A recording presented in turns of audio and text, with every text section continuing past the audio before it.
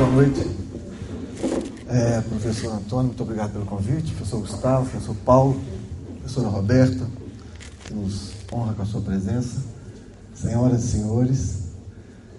Duas são dificuldades de alguém que participa de um evento, que dá palestra ou conferência. Uma ligada ao espírito, outra ligada ao corpo. A primeira chama-se o fenômeno da transmigração. Os espíritos, em busca de um ambiente melhor, largam o corpo e deixam o corpo apreciando a palestra. E hoje a concorrência é dramática, porque além do risco da transmigração do espírito, há também o favorecimento do corpo com salgados e refrigerantes lá atrás. Espero não aborrecê-los muito. O tema estrutura constitucional do processo é, na verdade, um pouco de provocação em relação a umas questões que o Brasil não tem dado conta de resolver. Primeiro, um certo desprezo com a necessidade de, como dizia Bobbio, dizer que o defeito de uma teoria sem princípios é o mesmo do que uma prática que não tem controle racional empírico. Isso é um problema que a gente está vislumbrando no Brasil. Eu falo isso a propósito do Estado Democrático de Direito.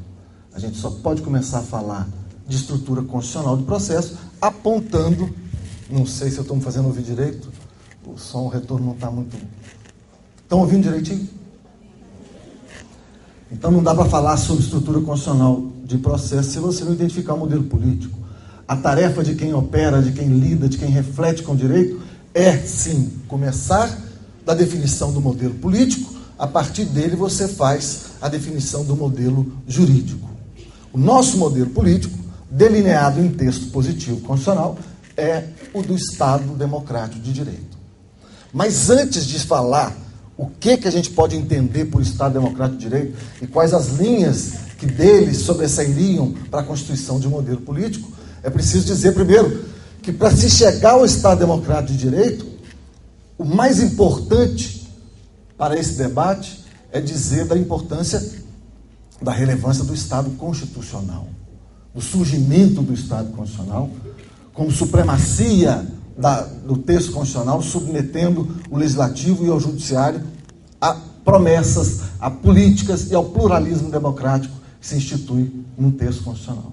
Então, esse Estado constitucional, lá a partir do século XVIII, século XIX, vai provocar uma mudança na metodologia do direito, na epistemologia do direito, de tal modo que se afasta agora do problema do positivismo legalista, de dedutivismo axiomático, para passarmos para um juiz construtor do sentido das normas. Isso é relevantíssimo, porque não passa a ser o juiz mais boca da lei, e sim um partícipe na construção da normatividade que organiza uma sociedade.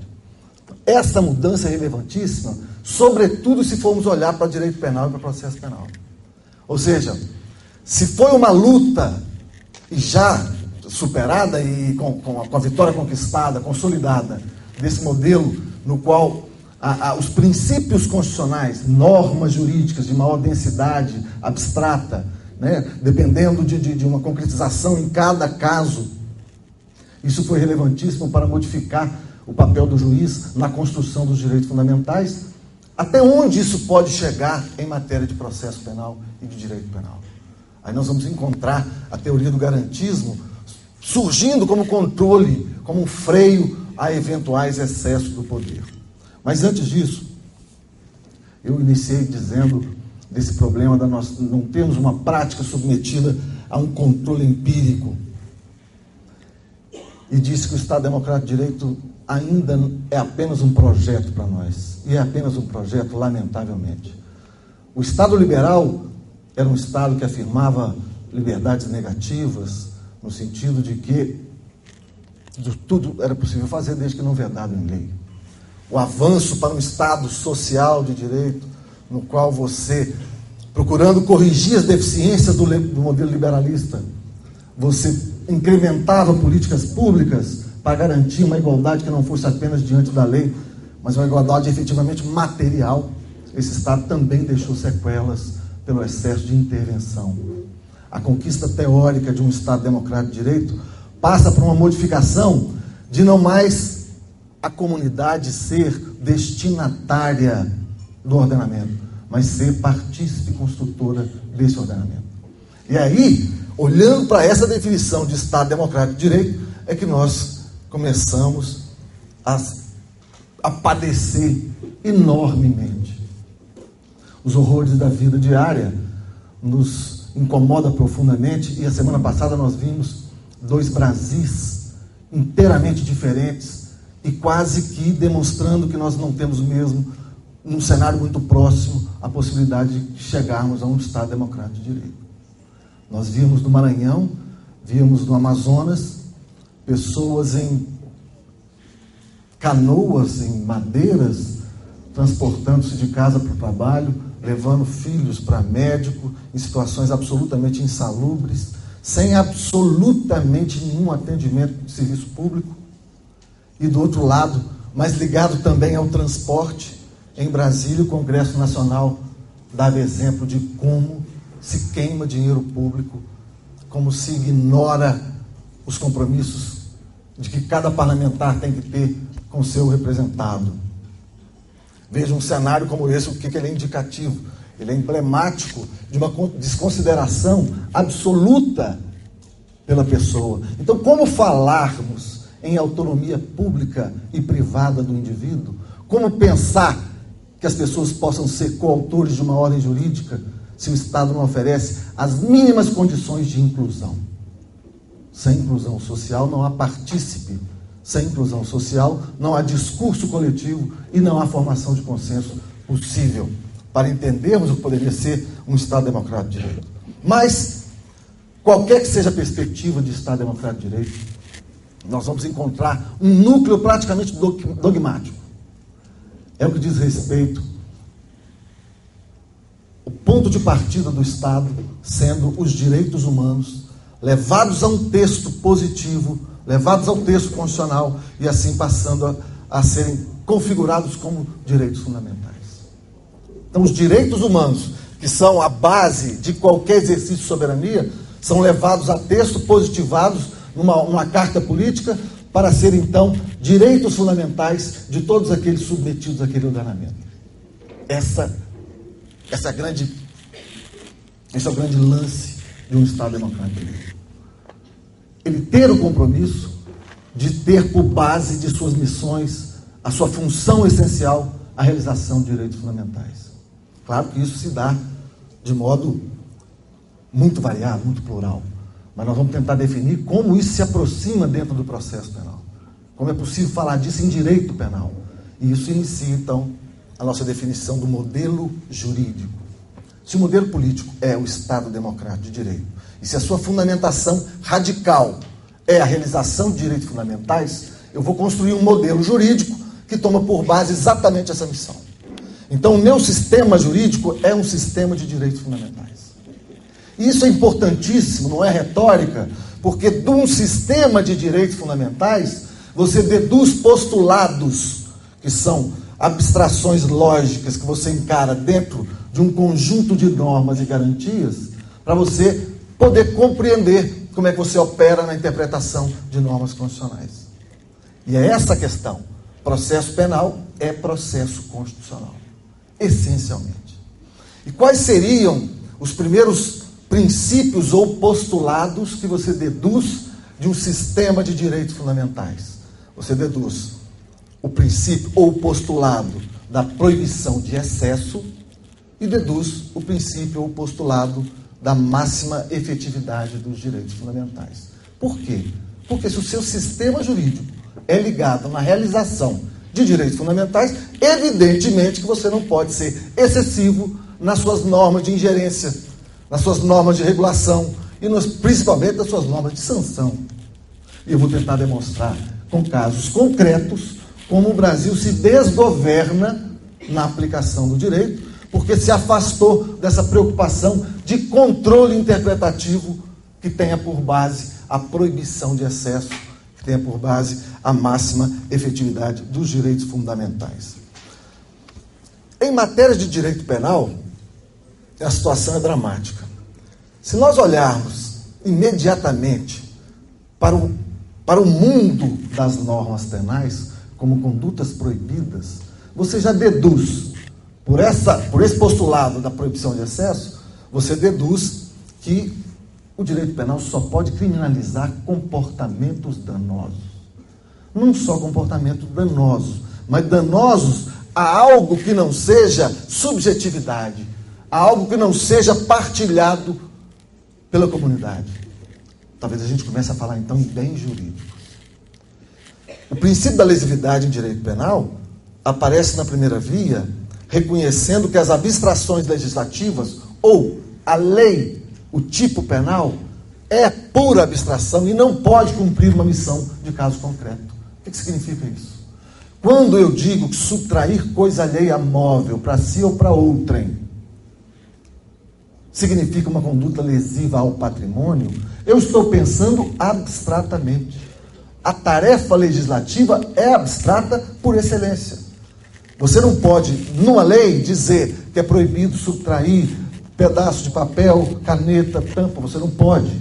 Então você diz coisa alheia móvel, insere elementos normativos para que, na hora da aplicação do direito, o juiz, o Ministério Público, enfim, quem esteja lidando com aquele tipo penal, saiba que a tarefa do legislador foi diretamente relacionada à proteção de um bem jurídico.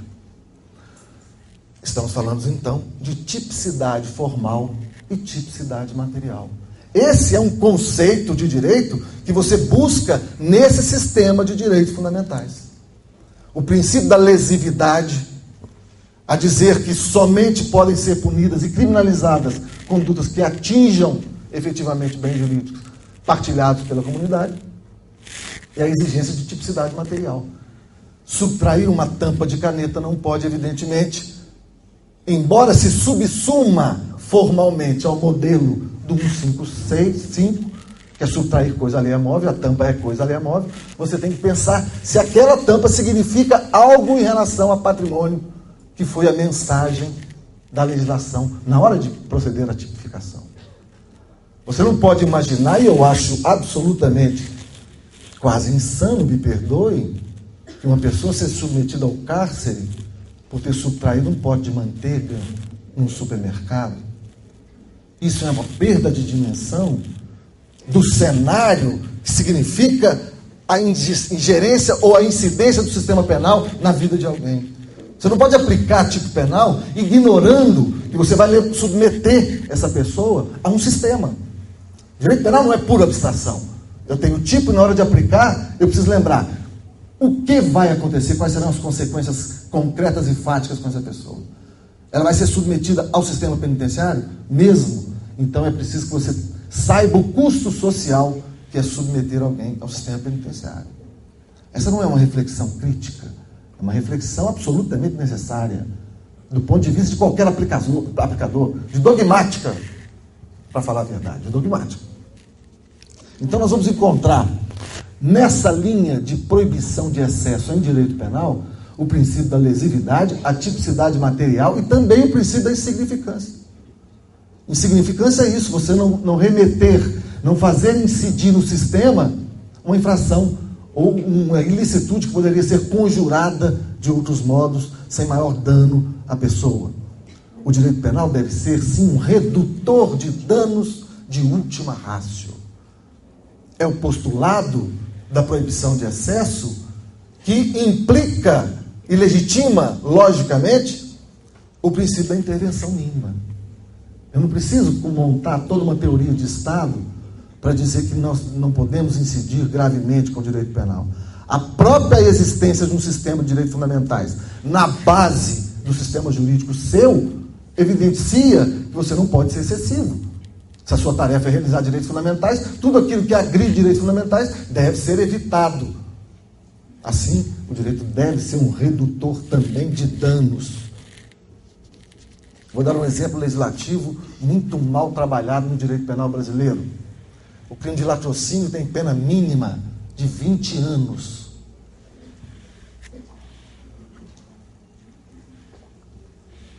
A pergunta é, o latrocínio em si, o tipo do latrocínio, se refere a uma realidade humana, a um fenômeno da vida, que não tinha já previsão no direito brasileiro? Todo mundo sabe que existe o crime de roubo, sustração de coisa com violência ou grave ameaça, e todo mundo sabe que existe o resultado, o homicídio, morte, ou culposa ou dolosa. Do ponto de vista do fenômeno da realidade, submetido ao fenômeno jurídico, o latrocínio, em princípio, seria desnecessário. Porque o comportamento que realiza latrocínio já tem tipificação. Então, o Estado, quando vem redefinindo a tipificação do latrocínio, deveria ter uma justificação racional. Por que você trabalhar com uma imputação muito mais excessiva em relação ao comportamento já tipificado? Não querendo ingressar no mundo perigosíssimo da inconstitucionalidade por todos os ares, que nós vivemos hoje, uma supremacia constitucional tão exacerbada, que a gente costuma querer enxergar todas as soluções na Constituição da República. E data máxima vênia, não é bem isso que podemos fazer. A Constituição é ideia de soberania popular, é ideia de comprometimento de um Estado que legitima-se pela defesa dos direitos humanos, mas a Constituição não é a regulação de todo o mundo da vida. Não é. Nós temos que ter isso em mente. A Constituição é carta política, é carta plural, que recebe e positiva diversos interesses que se contrapõem. Por isso você não pode tornar todo o debate jurídico como um debate que se põe no plano da inconstitucionalidade ou não. Nós poderemos recusar a validade de norma por ela exacerbar-se dentro do sistema. É claro que esse é um critério hermenêutico. Mas o que eu quero dizer é, eu não posso supor que problemas de crédito e débito de um condomínio possam ser resolvidos pelo princípio da dignidade humana. As coisas não podem ser bem assim. Temos que otimizar os princípios constitucionais. Eu aqui estou dando exemplo de como é possível fazer isso, mas não levar isso a um abismo que não tenha mais controle, que tudo dependa de uma leitura arbitrária que se faça de um determinado conceito de direitos humanos, ou do conceito de dignidade humana. Não sei se você se lembra que na França, há uns 10 anos atrás, tivemos um problema, eles tiveram um problema gravíssimo, que era um campeonato de arremesso de anões. Não sei se vocês se lembram disso. E o governo francês quis impedir o arremesso de anões, porque aquilo era atentatório à dignidade humana. E o sindicato dos anões entraram em juízo, porque, na verdade, era muito difícil discutir um conceito de dignidade humana para quem não tinha possibilidades dadas pelo Estado de realizar a sua dignidade humana. Então, não é uma questão muito simples você discutir direitos humanos. Há sempre duas ou mais ingerências a reclamar ponderação para você dizer, olha, num caso como esse, de fato, nós precisamos respeitar que a sociedade não consegue resolver os problemas dessas pessoas, elas vão ter que agir assim ou assado. Nos Estados Unidos também tinha arremesso de anões, mas lá tinha muita fraude, anões se alimentavam antes, é um negócio assim bárbaro. Como acontece, como só vai acontecer nos Estados Unidos. Mas eu dizia do latrocínio.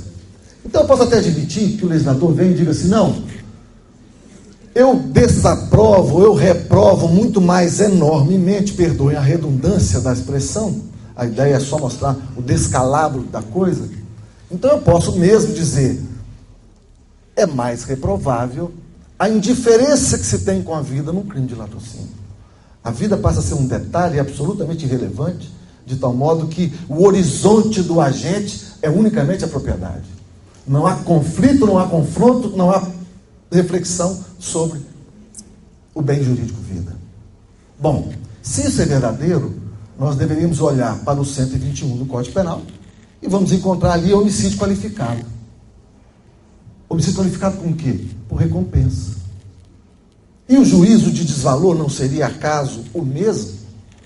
O homicídio, quem recebe para matar, não pode ser entendido no mesmo plano do desvalor da vida em relação ao latrocínio, que adentra uma residência e não se importa com o resultado morte ali dentro, porque está de olho apenas no patrimônio? Seria o mesmo raciocínio. Mas a coisa não é, o pior não é nem isso, tem mais ainda. O pior é que o Código Penal brasileiro, por esquecimento do legislador, não fez distinção alguma entre o resultado morte culposa e o resultado morte dolosa. E aí a coisa fica realmente muito grave. Porque eu não posso dizer que uma reprovação seja idêntica à conduta daquele que ingressa numa residência, dá um tiro na cabeça da pessoa, pega uma bolsa e vai embora, e o outro que aparece na mesma residência, puxa a bolsa, a pessoa se desequilibra, cai, bate a cabeça e morre. Eu não posso dizer que se trate efetivamente de latrocínio nas duas situações, embora a tipicidade formal da norma possa sustentar um raciocínio como esse. Um jurista que está instrumentalizado pelo postulado da proibição de excesso vai olhar para um fato como esse e vai dizer: eu não vou aplicar aqui o crime de latrocínio. Eu vou fazer o quê? A ruptura, a desconstrução do tipo construído e voltar para um crime de roubo e homicídio culposo. Essa será a pena mais adequada a uma situação que nada tinha que ver com o desvalor trazido pelo crime de latrocínio. Um outro exemplo de tipos penais banais. O erro de pessoa. Os senhores sabem que existe um artigo no Código Penal, artigo 20, parágrafo 3º, não me lembro, que diz que o erro quanto à pessoa pretendida, a pessoa ideal, não exime de culpa o agente, que deve responder como se tivesse querido atingir a pessoa ideal e não a pessoa real. É como você, por exemplo, atirar na cabeça da Sabrina Sato e a bala não encontrando resistência alguma, porque não tem nada ali, bate lá atrás, atinge uma outra pessoa. E aí você tem que levar os motivos que você tinha em relação à vítima ideal, para que você efetivamente possa se beneficiar do motivo. Eu quero matar uma pessoa que causou um dano tremendo à minha família. Então eu vou lá, dou um tiro, erro, acerto outra pessoa.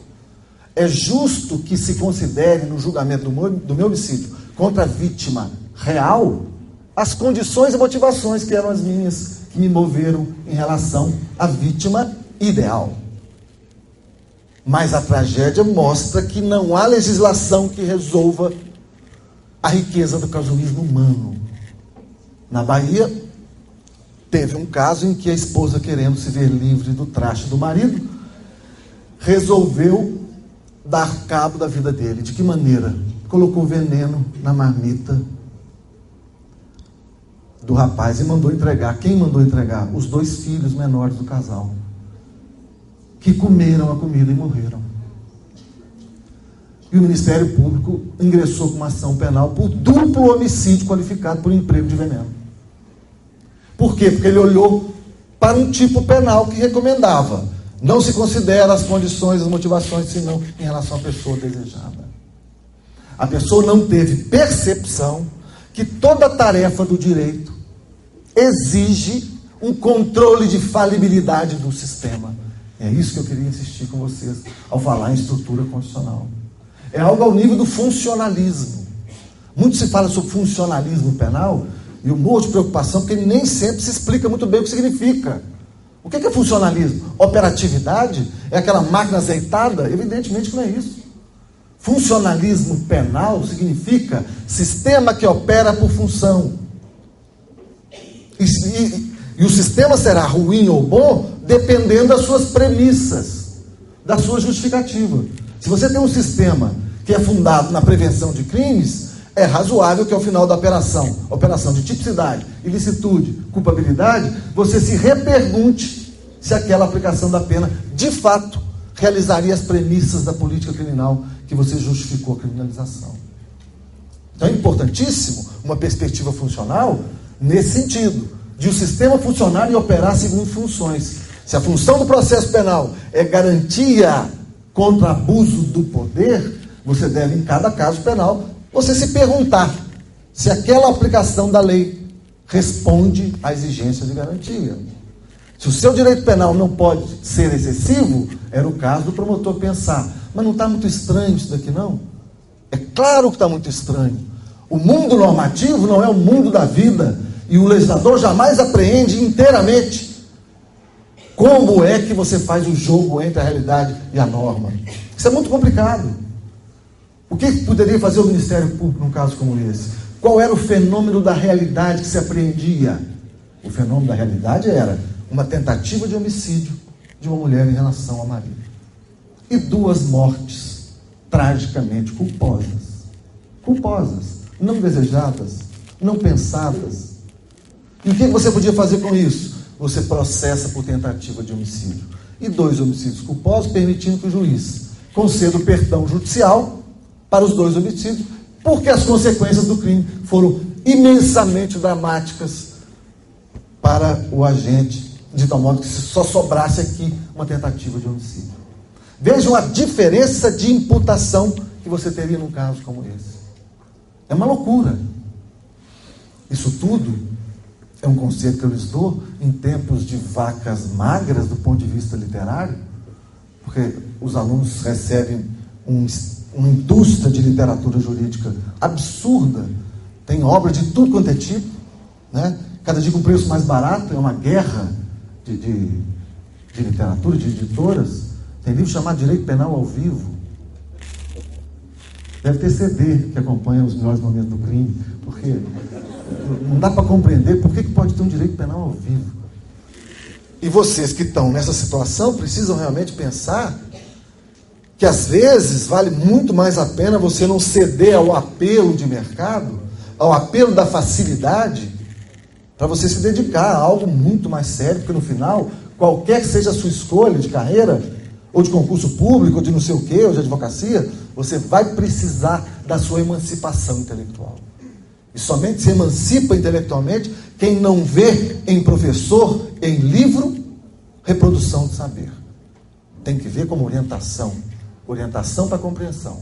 E você problematizando é que você constrói o seu caminho. Dei exemplos de ausência de operatividade por violação ao princípio de vedação de excesso em 2 tipos plenamente aplicáveis no direito brasileiro. Outros há que já para mim não deveriam ser aplicados. Nós temos criminalização até hoje no Código de 1941. Se vocês forem olhar os crimes lá de lenocínio, é uma coisa bárbara. O Brasil é tão hipócrita que diz que não pune prostituição. Diz que não pune prostituição. Mas quem facilita a prostituição é punido duramente. E os crimes seriam contra a liberdade sexual. Ai de quem presta auxílio para alguém se prostituir no exterior. Porque o crime é pesado. Nesse caso, eu até acho uma justificativa, porque é melhor a gente proteger o mercado interno. Não é isso? As nossas devem ficar conosco. Mas vejam bem, nenhum juízo moral eu estou fazendo aqui. Nenhum juízo moral.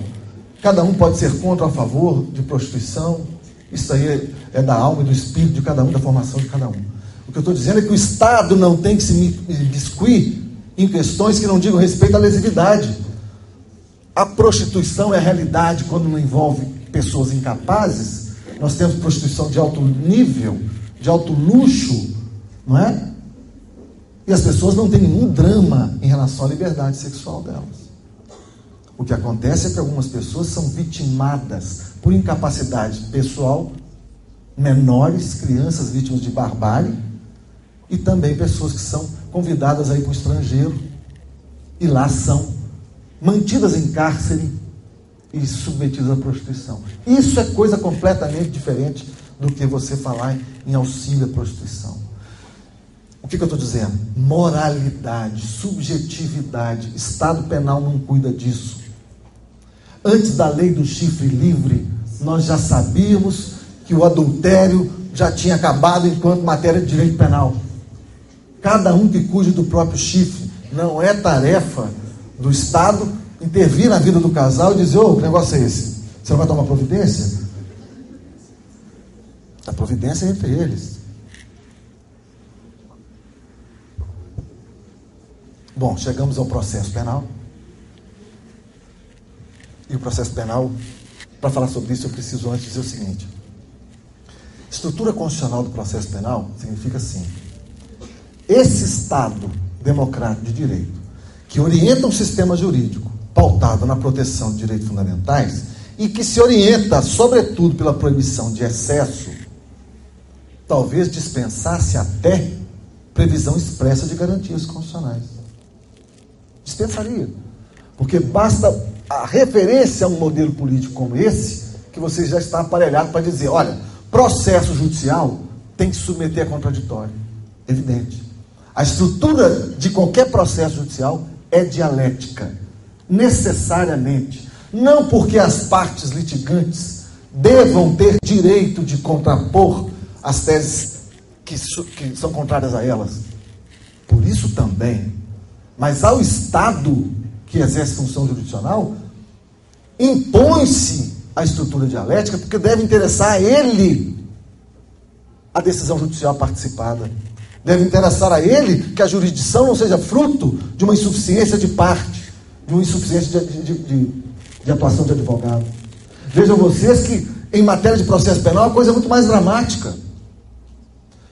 Porque o juiz do processo civil tem uma dificuldade do 302 do Código de Processo Civil, que autoriza o juiz a reputar verdadeiros fatos não impugnados na inicial. Vejam bem, qual é a lógica do processo civil? É um processo de partes.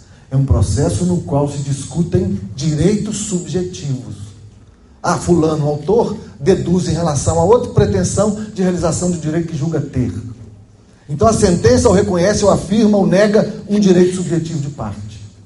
E aí o Estado finge que as partes são iguais, toma-as por iguais e diz, você tem um ônus de contestar. Impugne todos os fatos articulados na inicial, senão serão reputados verdadeiros, ainda que nem de longe sejam. Vejam que esse é um modelo formal de produção de certeza jurídica, judicial. É óbvio que o processo penal não poderia pensar nisso. O processo penal tem uma estrutura dialética, sim. Mais do que uma estrutura dialética, a grande característica do processo penal é a ampla defesa. Porque é com a ampla defesa que você submete a controle de falibilidade o sistema penal e o processo judicial. É você permitindo que, ou melhor, exigindo que a parte impugne a inicial. Se o réu disse, eu confesso o fato, não quero saber. Você nomeia o defensor e o defensor tem que impugnar. Porque ele impugnando, ele amplia o leque probatório do processo penal. Ele impugnando, ele amplia o leque argumentativo do processo penal. E aí o juiz que se depara com um quadro de ampla argumentação é um juiz que está muito melhor instrumentalizado para decidir. É claro que nós teremos que ter igualdade formal. Prazo de uma parte é 5, da outra é 5. Tá, isso daí eu não tenho dúvidas, que é preciso que haja também previsões assim. Mas juiz nenhum deve impor regras formais que impeçam a realização da ampla defesa. Porque o processo penal é necessariamente a dialética da incerteza. O garantismo penal é isso. O garantismo penal parte do seguinte suposto: praticado um fato, não sei qual é o fato, não sei qual é o autor, não sei quais são as suas circunstâncias. Então, evidentemente, nada sabendo sobre ele, eu não posso emitir juízos de antecipação. É isso que impede, é isso que fundamenta o princípio da não culpabilidade. É incerteza. O processo judicial, a decisão judicial, é um conjunto de saber, conhecimento e poder, autoridade. O que se quer que um juiz decida é que um juiz saiba, e não que ele decida unicamente porque pode decidir. O controle do conhecimento, o controle da autoridade se passa pela ampliação do conhecimento. Então, nessa dicotomia saber e poder, é que você configura um modelo garantista de processo, no qual você não tem partes. Me desculpem, quem pensa diferente, eu costumo operar com o conceito de parte também, não me causa dificuldade alguma, mas processo penal não trabalha com parte. Processo penal não trabalha com pretensão. Processo penal é imputação. É o Estado imputando alguém a prática de um crime e a consequência não é reconhecimento de direito subjetivo. Não há vitoriosos e derrotados em processo penal. Todos são derrotados. A derrota é para todo mundo, porque uma vez praticado um crime, não adianta. A absolvição ou condenação é extensão de uma tragédia já anunciada. Não estou defendendo abolicionismo penal, até porque não conheço nenhum Estado que já tenha renunciado à intervenção penal. Mas o que não podemos continuar é nos eximindo de ter a nossa percepção da realidade na hora de aplicar direito penal. Você não pode simplesmente ignorar que o sistema penitenciário brasileiro é das coisas mais patéticas do mundo e que nós não temos absolutamente nada a garantia de direitos humanos na maioria dos presídios brasileiros. Uma outra questão, e quando eu disse a vocês que a gente deve olhar para a Constituição, sim, com reverência, mas não para o texto constitucional.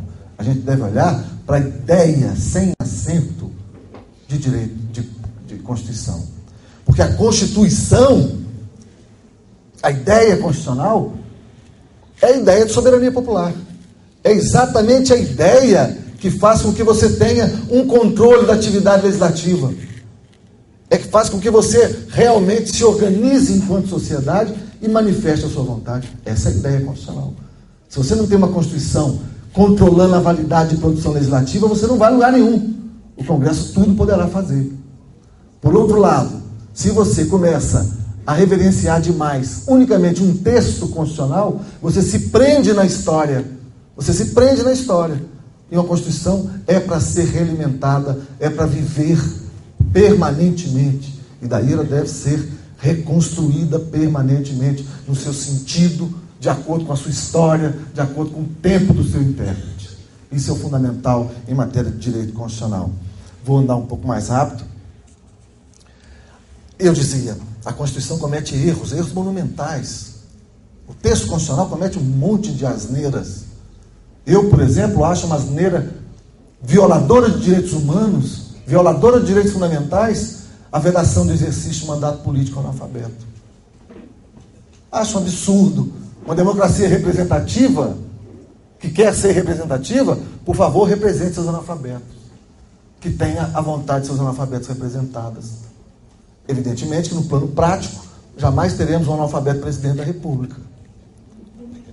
Jamais teremos. Porque o controle de um grau de eleição como essa é diferente.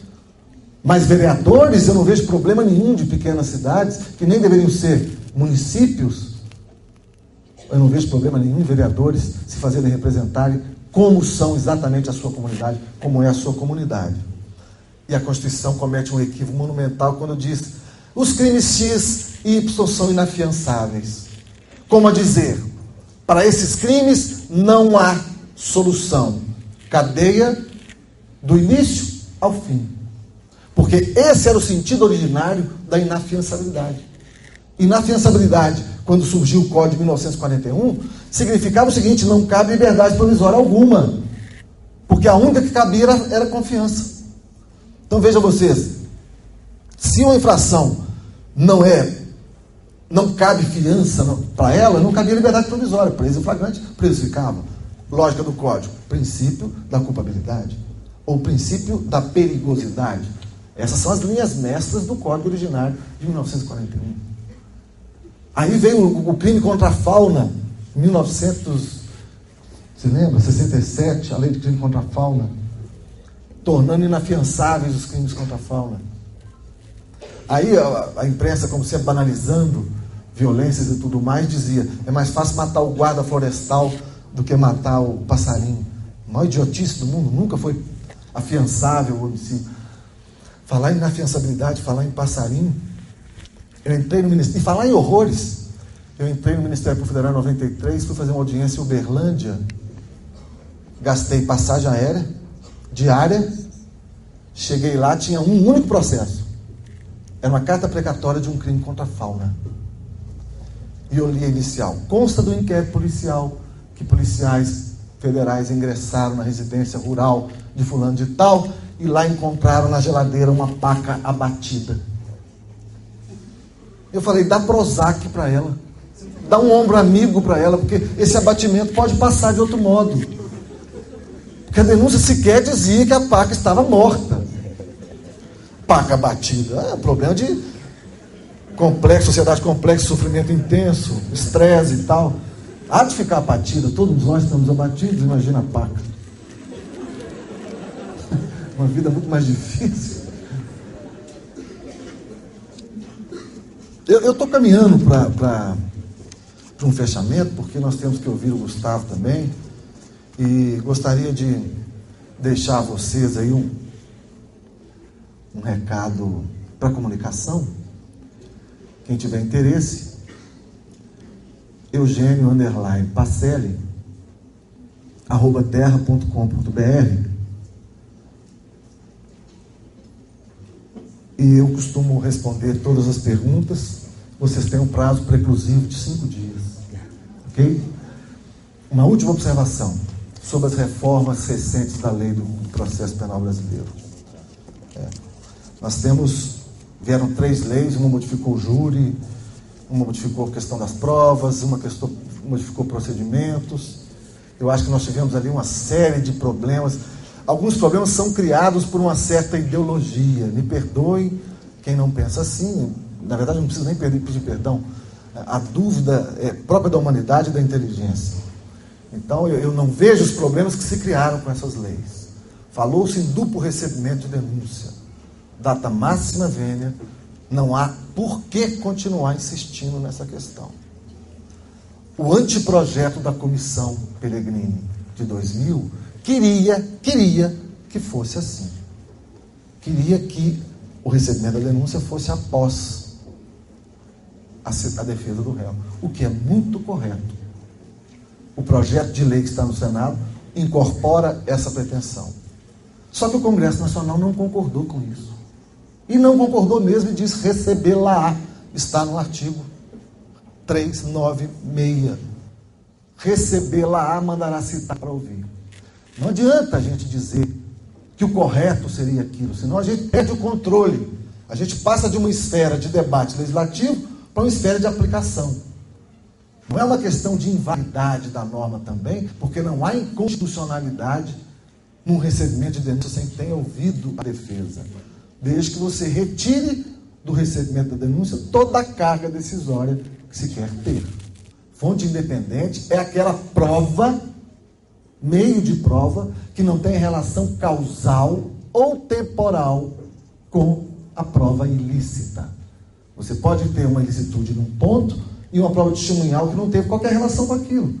E essa prova é perfeitamente válida. O que se quer dizer de encontrar a prova, inevitavelmente se encontraria a prova no rito da tramitação regular, chama-se teoria da descoberta inevitável. É uma teoria que vem do direito americano, a partir de um caso em que uma criança tinha desaparecido, havia um processo, uma investigação para saber onde estava a criança, e chegaram-se a indícios que ela estivesse enterrada numa região perto de um lago.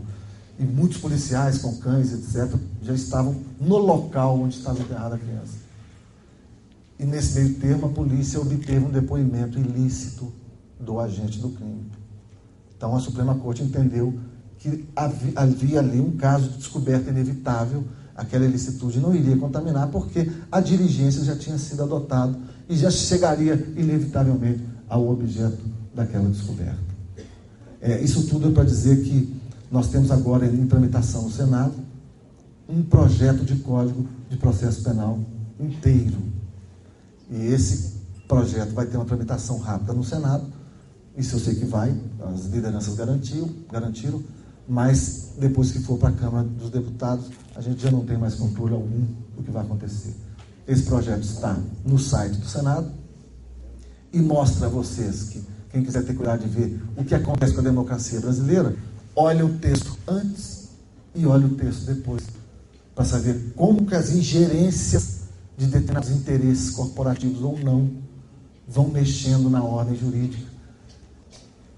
E o que era uma intenção, que era uma pretensão, deixa de ser para ser um conjunto arbitrário de desejos não institucionais. Gente, muito obrigado.